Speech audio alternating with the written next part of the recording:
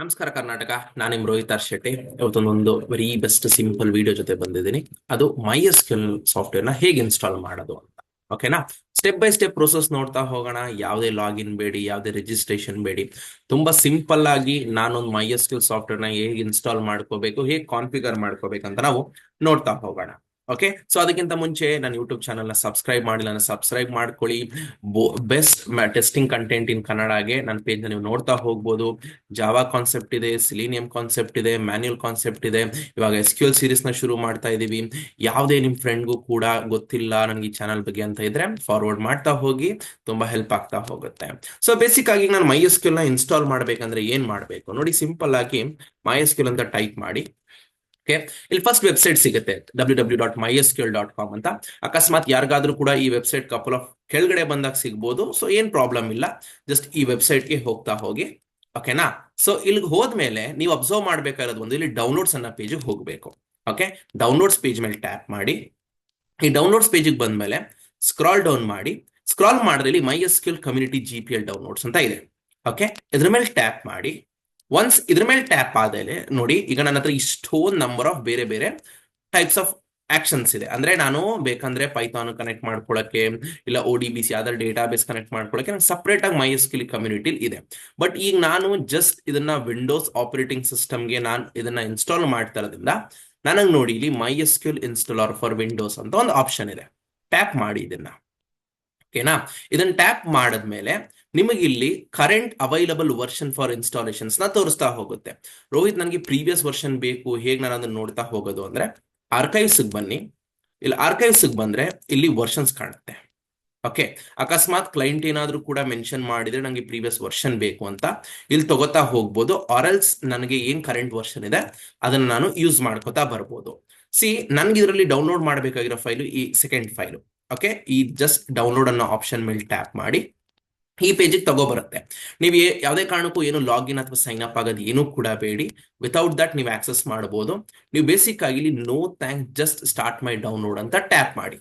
Okay, once ನೀವು tap ಆದ್ಮೇಲೆ automatic ಆಗಿ ಡೌನ್ಲೋಡ್ ಆಗುತ್ತೆ. ನಾನು ಆಲ್ರೆಡಿ ಡೌನ್ಲೋಡ್ ಮಾಡಿ ಪ್ಲೇಸ್ ಮಾಡಿದ್ದೀನಿ. ಸೊ ನೀವು ನೋಡ್ಬೋದು ನನಗೆ ಡೌನ್ಲೋಡ್ ಆಪ್ಷನ್ ಆಗಿರೋದು ಒಂದು ಅವೈಲೇಬಲ್ ಫೈಲ್ ತೋರಿಸ್ತಾ ಇದೆ. ಓಕೆ, ಈಗ ನಾನು ಜಸ್ಟ್ ಡಬಲ್ ಟ್ಯಾಪ್ ಮಾಡ್ತೀನಿ ನೋಡಿ.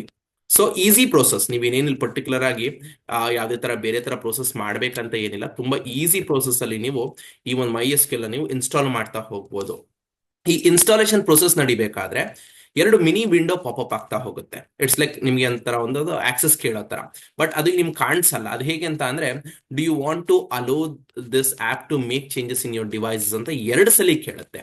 ಓಕೆ, ಸೊ ನೀವು ಎರಡು ಸಲ ಕೂಡ ಎಸ್ ಕೊಡಿ, ಯಾವುದೇ ಪ್ರಾಬ್ಲಮ್ ಇಲ್ಲ. ಅದು ಈಸಿ ಪರ್ಟಿಕ್ಯುಲರ್ ಚೇಂಜಸ್ಗೆಗೋಸ್ಕರ ಕೇಳ್ತಾ ಹೋಗುತ್ತೆ. ನೀವು ನೋ ಅಂತ ಏನ್ ಕೊಡೋ ಅವಶ್ಯಕತೆ ಏನಿರೋದಿಲ್ಲ. ಓಕೆನಾ? So it's a simple one by one process ಮಾಡ್ತಾ ಹೋಗ್ಬೋದು. ಎಲ್ಲೂ ಕೂಡ ನಿಮ್ಗೆ ಕಷ್ಟ ಆಗಲ್ಲ, ಎಲ್ಲೂ ಕೂಡ ನಿಮ್ಗೆ ಪ್ರಾಬ್ಲಮ್ ಆಗ್ತಾ ಹೋಗಲ್ಲ.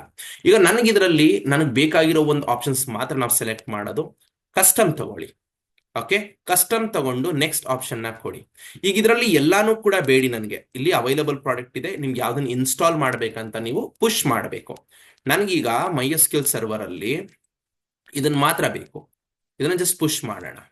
ಈಗ ನನಗೆ ಅಪ್ಲಿಕೇಶನ್ಸ್ ಅಲ್ಲಿ ವರ್ಕ್ ಬೆಂಚ್ ಬೇಕು. ನೀವು ನೋಡಿ, ನಾನು ಒಂದೊಂದಾಗ ಪ್ಲಸ್ ಬಟನ್ ಮೇಲೆ ಟ್ಯಾಪ್ ಮಾಡಿ, ಈಗ ಈ ವರ್ಕ್ ಬೆಂಚ್ ಮೇಲೆ ಟ್ಯಾಪ್ ಮಾಡಿ, ಇಲ್ಲಿ ನೋಡಿ ಗ್ರೀನ್ ಕಲರ್ ಆರೋ, ಫಸ್ಟ್ ಆರೋ ಬಟನ್ ಮೇಲೆ ಟ್ಯಾಪ್ ಮಾಡ್ತಾ ಇದ್ದೀನಿ. ಸೊ ನನಗೆ ಶೆಲ್ ಕೂಡ ಬೇಕು. ಶೆಲ್ ಅಂದ್ರೆ ಬೇಸಿಕ್ ಆಗಿ ನನಗೆ ಅದು ಕಮಾಂಡ್ ಲೈನ್ ಪ್ರಾಂಪ್ಟ್ಗೋಸ್ಕರ ತಗೋತೀನಿ ನಾನು. ಇದ್ರ ಮೇಲೆ ಟ್ಯಾಪ್ ಮಾಡಿ ಆರೋ ಬಟನ್ ಕೊಡಿ. ಈಗ ನನಗೆ ಈ ಮೂರು ಮಾತ್ರ ಸಾಕು. ನಂಗೆ ಬೇರೆ ಡಾಕ್ಯುಮೆಂಟೇಶನ್, ರೂಟರ್ ಸದ್ಯಕ್ಕೆ ಅವಶ್ಯಕತೆ ಇಲ್ಲ. ಆ ಕಾರಣಕ್ಕೋಸ್ಕರ ಇದನ್ನ ಮೂರನ್ನು ಮಾತ್ರ ತಗೋತಾ ಇದ್ದೀನಿ. ಸೊ ಈಗ ನೋಡಿ, ನಾನು ಜಸ್ಟ್ ನೆಕ್ಸ್ಟ್ ಬಟನ್ ಕ್ಲಿಕ್ ಮಾಡ್ತಾ ಇದ್ದೀನಿ. ಕೇಳುತ್ತೆ ಇನ್ಸ್ಟಾಲೇಷನ್ ಪ್ರೊಸೆಸ್ ಒಂದು ಕಪಲ್ ಆಫ್ ಒಂದು ಮ್ಯಾಕ್ಸಿಮಮ್ ಅಂದ್ರೆ 2 ರಿಂದ 3 ನಿಮಿಷ ಟೈಮ್ ತಗೊಳುತ್ತೆ. ನಿಮ್ ಸಿಸ್ಟಮ್ ಏನಾದ್ರೂ ಕೂಡ ಸ್ಪೀಡ್ ಇಲ್ಲ ಅಂದ್ರೆ ಸ್ವಲ್ಪ ಜಾಸ್ತಿ ಟೈಮ್ ತಗೊಳುತ್ತೆ. ವರಿ ಮಾಡಬೇಡಿ. ಯಾವುದೇ ಕಾರಣಕ್ಕೂ ಕೂಡ ಕ್ಯಾನ್ಸಲ್ ಬಟನ್ ನ ಪ್ರೆಸ್ ಮಾಡಬೇಡಿ. ಓಕೆ, ಇದು ನಿಮ್ಮ ಸಿಸ್ಟಮ್ ಸ್ಪೀಡು, ಕಂಪ್ಯೂಟರ್ ಸ್ಪೀಡು, ನಿಮ್ಮ ಇಂಟರ್ನೆಟ್ ಸ್ಪೀಡ್ ಮೇಲೆ ಇದು ನಡೀತಾ ಹೋಗುತ್ತೆ. ಆದ್ರಿಂದ ಒಂದು ಸ್ವಲ್ಪ ಅಮೌಂಟ್ ಆಫ್ ಟೈಮು ನೀವು ಇದಕ್ಕಿಂತ ವೆಯ್ಟ್ ಮಾಡಿದ್ರೆ ನಿಮ್ಗೆ ಈಸಿಯಾಗಿ ಆ ಇನ್ಸ್ಟಾಲೇಷನ್ ಪ್ರೊಸೆಸ್ ಮುಗ್ದೋಗ್ತಾ ಹೋಗುತ್ತೆ. ಓಕೆ, ಸೊ ಕಾಮನ್ ಆಗಿ ನಾವು ನೋಡ್ತಾ ಹೋಗ್ತಿರ್ತೀವಿ, ಮಿಸ್ಟೇಕ್ಸ್ ಆಗ್ತಾ ಹೋಗುತ್ತೆ. ಎಷ್ಟೊಂದು ಜನ ಕ್ಯಾನ್ಸಲ್ ಕೊಟ್ಬಿಡ್ತಾರೆ, ಆಮೇಲೆ ಪುನಃ ಇನ್ಸ್ಟಾಲ್ ಆಗಲ್ಲ. ಸೊ ಆ ತರ ಮಿಸ್ಟೇಕ್ಸ್ ನ ನೀವು ಮಾಡ್ಕೋತಾ ಹೋಗ್ಬೇಡಿ. ಏನಿದ್ರು ಕೂಡ ಈ ಶೆಲ್ ಅಂತ ಏನ್ ಬರ್ತಿದ್ಯಲ್ಲ, ಇವಾಗ ಇನ್ಸ್ಟಾಲ್ ಆಗ್ತಿದೆಯಲ್ಲ, ಈ ಒಂದು ಪ್ರೋಸೆಸ್ ಅಲ್ಲಿ ಸ್ವಲ್ಪ ಸ್ಲೋ ಡೌನ್ ಆಗುತ್ತೆ.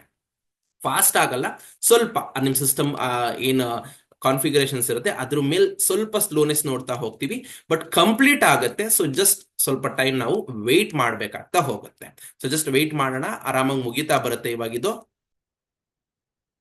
ನೋಡ್ಬೋದು ನನಗೆ ಈ ಪ್ರೋಸೆಸ್ ಕಂಪ್ಲೀಟ್ ಆಗಿದೆ ಮೂರು ಕೂಡ. ಸೊ ಈಗ ಜಸ್ಟ್ ನಾವ್ ಏನ್ ಕೊಡ್ಬೇಕು, ಜಸ್ಟ್ ನೆಕ್ಸ್ಟ್ ಕೊಡ್ಬೇಕು.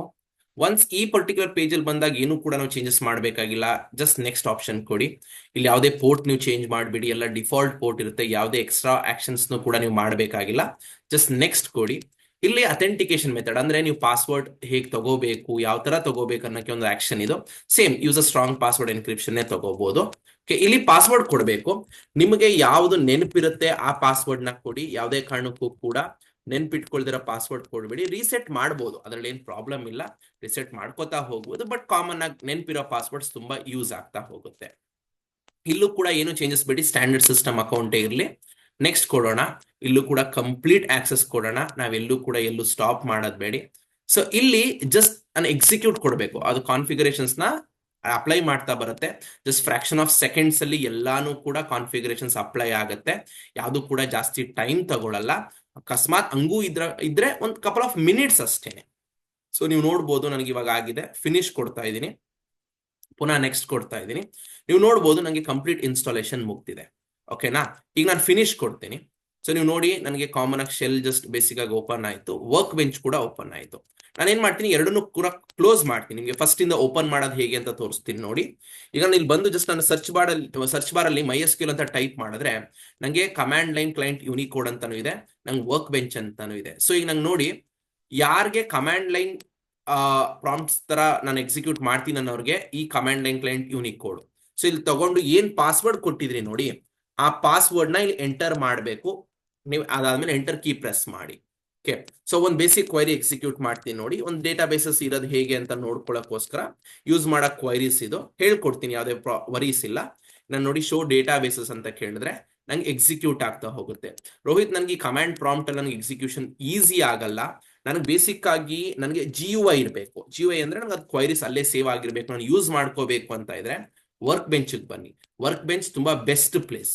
ಓಕೆ, ಸೊ ಈಗ ನಂಗೆ ನೋಡಿ, ನಾನು ಇಲ್ಲಿ ಫಸ್ಟ್ ಲೋಕಲ್ ಇನ್ಸ್ಟೆನ್ಸ್ MySQL ಇಟ್ಟಿದೆ. ಇದು ಸ್ಯಾಟರ್ಡೆ ನಾನು ಪ್ರೀವಿಯಸ್ ಮುಂಚೆ ಕ್ರಿಯೇಟ್ ಮಾಡ್ಕೊಂಡಿದ್ದೆ, ಆ ಕಾರಣಕ್ಕೋಸ್ಕರ ರೆಪ್ಲಿಕೇಟ್ ಆಗ್ತಿದೆ. ನಿಮ್ಗಳಿಗೆ ಇದು ರೆಪ್ಲಿಕೇಟ್ ಕಾಮನ್ ಆಗಿ ಆಗ್ತಾ ಹೋಗಲ್ಲ. ಈಗ ನಂಗೆ ಲೋಕಲ್ ಇನ್ಸ್ಟೆನ್ಸ್ MyAT ಮೇಲೆ ಟ್ಯಾಪ್ ಮಾಡಿ ಪಾಸ್ವರ್ಡ್ ಕೇಳುತ್ತೆ. ಸೇಮ್ ಅಲ್ಲಿ ಏನ್ ಕೊಟ್ಟಿದ್ರಲ್ಲ ರೂಟ್ ಪಾಸ್ವರ್ಡ್, ಅದೇ ಪಾಸ್ವರ್ಡ್ ನ ತಗೋಬೇಕು. ತಗೊಂಡ್ರೆ ನಿಮಗೆ ಬೇಸಿಕ್ ಆಗಿ ನಿಮ್ಗೆ ಕಾಮನ್ ಆಗಿ ಜಸ್ಟ್ ಈ ತರ ಎಂಟಿ ಇರುತ್ತೆ. ನಾನು ಇದು ಪ್ರೀವಿಯಸ್ ಫೆಚ್ ಆಗ್ತಿದೆ, ಈ ತರ ಎಂಟಿ ಬಂದಿರುತ್ತೆ. ಓಕೆ, ಇಲ್ಲೂ ಕೂಡ ನೀವು ನಿಮ್ ಕ್ವೈರೀಸ್ ನ ಬರೀಬಹುದು. ನಾನು ಫಾರ್ ಎಕ್ಸಾಂಪಲ್ ನಾನು ಇಲ್ಲಿಗೆ ಬಂದು ನ್ಯೂ ಕ್ವೈರಿ ಟ್ಯಾಬ್ ತಗೋತೀನಿ. ನಾನು ಇಲ್ಲಿ ಬಂದು ಶೋ ಡೇಟಾ ಬೇಸಸ್ ಅಂತ ಕೊಟ್ಟು ಎಕ್ಸಿಕ್ಯೂಟಿಂಗ್ ನಾನು ಮಾಡಿದ್ರೆ ನನಗೆ ಇಲ್ಲಿ ಕೂಡ ಎಕ್ಸಿಕ್ಯೂಷನ್ ಬರ್ತಾ ಹೋಗುತ್ತೆ. ಸೊ ಕಮಾಂಡ್ ಲೈನ್ ಕ್ಲೈಂಟ್ಗೂ ಕೂಡ ಮತ್ತೆ ವರ್ಕ್ ಬೆಂಚ್ಗೂ ಕೂಡ ಏನ್ ಡಿಫ್ರೆನ್ಸ್ ಅಂದ್ರೆ, ಇದು GUI. Okay, graphical user interface ನನಗೆ ಇಲ್ಲೇ ಉಳ್ಕೋತಾ ಹೋಗುತ್ತೆ. ಬಟ್ ನನಗೆ ಕಮಾಂಡ್ ಲೈನ್ ಕ್ಲೈಂಟ್ ಅಲ್ಲಿ ನಾನು ಅಕಸ್ಮಾತ್ ಕ್ಲೋಸ್ ಮಾಡಿದ್ರೆ ನನ್ಗೆ ಅದು ಒನ್ ಟೈಮ್ ಎಕ್ಸಿಕ್ಯೂಷನ್ ತರ ಮಾತ್ರ. ಸೊ ಆದ್ರಿಂದ ಆಲ್ಮೋಸ್ಟ್ ಎಲ್ಲರೂ ಕೂಡ ಪ್ರಿಫರಬಲ್ ಮಾಡ್ತಾ ಹೋಗೋದು GUI ಪಾರ್ಟ್ನೇ. ಸೊ ಇದು ಒಂದು ಸಿಂಪಲ್ ಪ್ರೋಸೆಸ್. ಒಂದು MySQL ಅನ್ನೋ ಒಂದು ಟೂಲ್ ನ ಹೇಗೆ ಇನ್ಸ್ಟಾಲ್ ಮಾಡ್ಕೋಬೇಕು, ಹೇಗೆ ಎಕ್ಸಿಕ್ಯೂಟ್ ಮಾಡಬೇಕು ಅಂತ. ಏನಕ್ಕೆ ಇದನ್ನ ಫಸ್ಟ್ ತೋರಿಸ್ತಾ ಇದೀನಿ ಅಂತ ಅಂದ್ರೆ, ಈ ಒಂದು ಟೂಲ್ ಇದ್ರೆ ನಿಮಗೆ ಎಕ್ಸಿಕ್ಯೂಷನ್ ತುಂಬಾ ಈಸಿ ಆಗ್ತಾ ಹೋಗುತ್ತೆ. ಡೇಟಾಬೇಸ್ ಕಾನ್ಸೆಪ್ಟ್ಸ್ ನ ನೀವು ತುಂಬಾ ಈಸಿಯಾಗಿ ಕಲಿತಾ ಹೋಗ್ಬೋದು. ಸೊ ಬೇಸಿಕ್ ಆಗಿ ಟೂಲ್ ಇನ್ಸ್ಟಾಲೇಷನ್ ಈಸಿಯಾಗಿ ಅರ್ಥ ಆಗಿದೆ ಅಂತ ಅನ್ಕೋತೀನಿ. ಹೆಚ್ಚಿನ ವಿಡಿಯೋಗೋಸ್ಕರ ಲರ್ನ್ ವಿತ್ ಶ್ರೇಟಿ ಪೇಜ್ ನ ಸಬ್ಸ್ಕ್ರೈಬ್ ಮಾಡಿ, ಫಾಲೋ ಮಾಡಿ. ಹಾಗೆ ಏನೇ ಕ್ವೈರೀಸ್ ಇದ್ರು ಕೂಡ ರೀಚ್ ಔಟ್ ಆಗಿ ನಾನು ಸಾಲ್ವ್ ಮಾಡ್ಕೊಡ್ತಾ ಹೋಗ್ತೀನಿ. ಮತ್ತೆ ಸಿಗೋಣ. Thank you all. Have a great day.